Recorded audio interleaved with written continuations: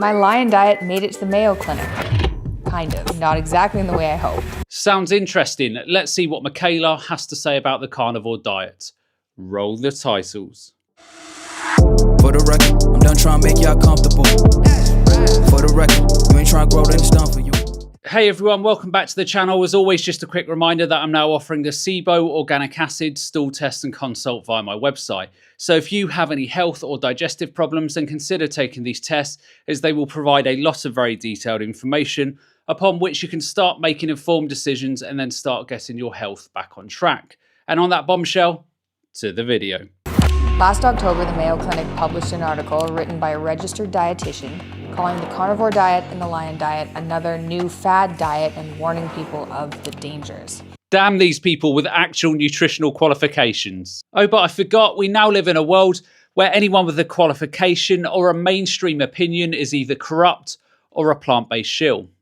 This kind of thing makes the conspiratorial side of me think these large institutions might be getting worried about how effective these dietary interventions are. It's either that, or it's prideful stupidity on their part. It's probably prideful stupidity on their part.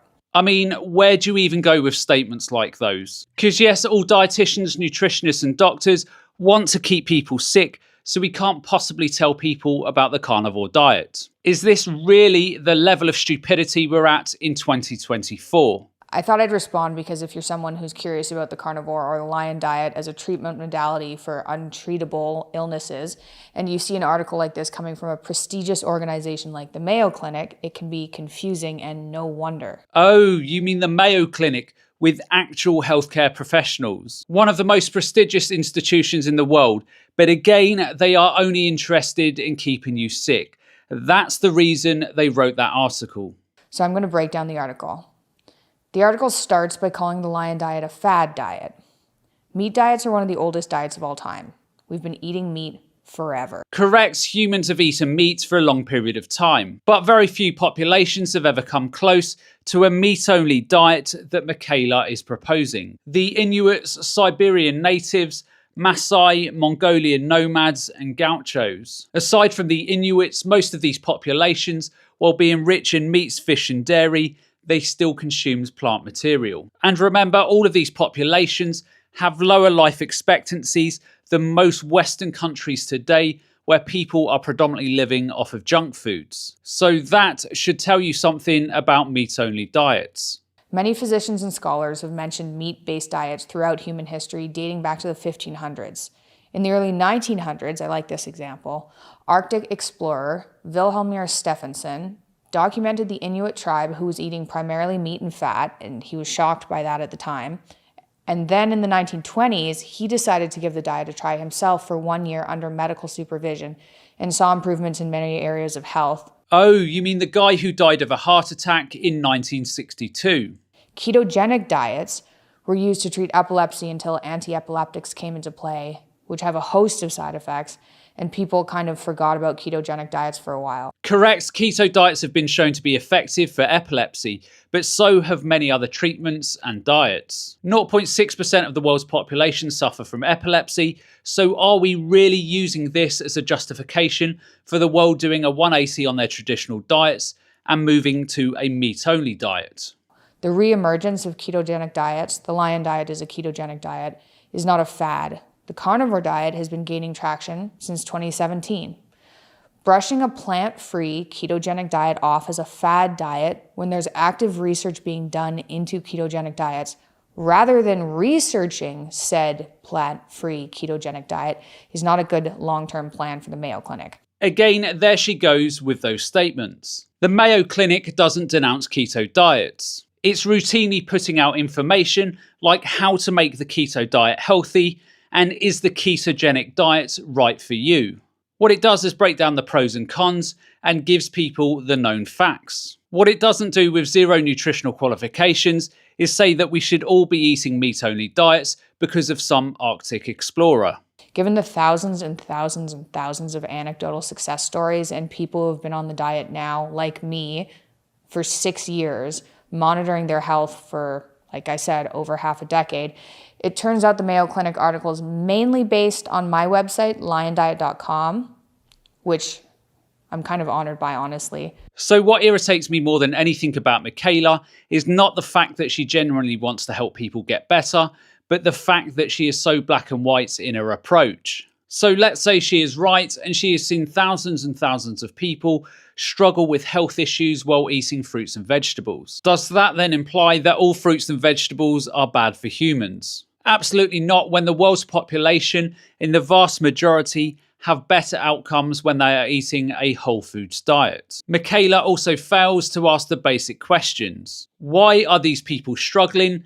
And what can we do to investigate these issues? Instead of saying, let's test these people for SIBO and other known problems in the gut and beyond, her default response is that all fruits and vegetables are bad for humans. But it attempts to pick it apart, and the author of this article calls out the website's claim that the lion diet seems to put illnesses into remission, saying that these types of statements, especially without any links or references to peer-reviewed literature, not only confuse readers, but potentially put their health at risk by encouraging an unsustainable, unproven, and unbalanced diet. All factual statements. If the lion diets and the carnivore diets worked and it fixed people's health, then they should have no problems eating fruits and vegetables again. Here we are, 8 years or so after Mikhaila going carnivore, and she still can't eat a piece of broccoli without falling apart.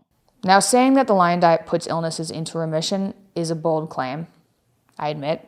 And if you look at my website, I explain that with autoimmune disorders in particular, leaky gut is common, and the easiest way to reduce the allergenic food particles leaking into your body because of the leaky gut is to only eat meat. Okay, but the gut cells have a turnover rate of anywhere from 3 to 5 days up to 90 days, depending on what part of the gut you are talking about. This means that within 90 days or faster, being on a carnivore diet, you have technically fixed leaky gut. Why after 8 years is Mikhaila still struggling? It's because she has still not fixed her underlying issues that her meat-only diet was supposed to do. That seems to heal the gut and reduce inflammatory responses from the food particles leaking through the gut. It's not that complicated. And I wouldn't have that claim up, except the evidence it works is overwhelming at this point. It's not overwhelming when most of the people on these meat-only diets still can't eat fruits and vegetables without falling apart. It's insane. The Facebook group I have with 18,000 people in it speaks for itself. It would be amazing if an actual institution like the Mayo Clinic could look into eating only ruminant meat and salt and water and look at what it does for people. So I'm just waiting for that to happen still. Or maybe, just maybe, it would be more sensible for these people to go to a healthcare professional and do some testing and see why they're having these issues with fruits and vegetables in the first place, rather than going on a meat-only diet where the longer-term outcomes are not known. And that is all the Mayo Clinic is saying. The ketogenic component of it seems to be beneficial for psychiatric disorders. Chris Palmer is doing a lot of research. He's from Harvard into that. I guess they haven't heard of that. It's amazing for weight loss. It seems to work insanely well for autoimmunity. I would like more research to be done as soon as possible. I'm not happy that there's a lack of research. I think it just shows that the research that's funded easily isn't diet research. It's research that promotes a pharmaceutical treatment. It's funny, isn't it, that there is so much nutritional evidence that exists on all types of diets already. And Mikhaila actively says you can't trust this because all food companies are manipulating this evidence. All research is corrupt. But when the research has a bias towards meat-only diets funded by pharma groups, then this is perfectly fine. The part that's really worth pointing out is the request for links to peer-reviewed literature.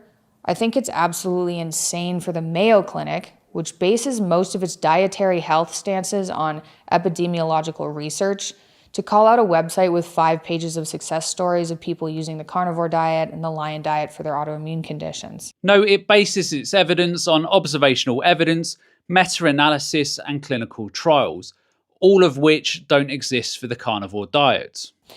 Perhaps the appropriate response would be running a study, which I've begged some sort of medical institution to do for years. See my TEDx talk that TEDx wouldn't post. Run the studies, please, seriously. Figure out why this works and help people. A research institution pointing out that there's not enough research rather than doing the research is ridiculous. So I get the point that Mikhaila is making here, a bit more than a lot of the other stuff that she's rattled on about. The problem with studies is that they are very expensive. A clinical trial with 50 to 100 people can roll into the hundreds of thousands, if not millions of pounds. Maybe her dad, with his $10 million net worth, can put his hand in his pocket if this is so important.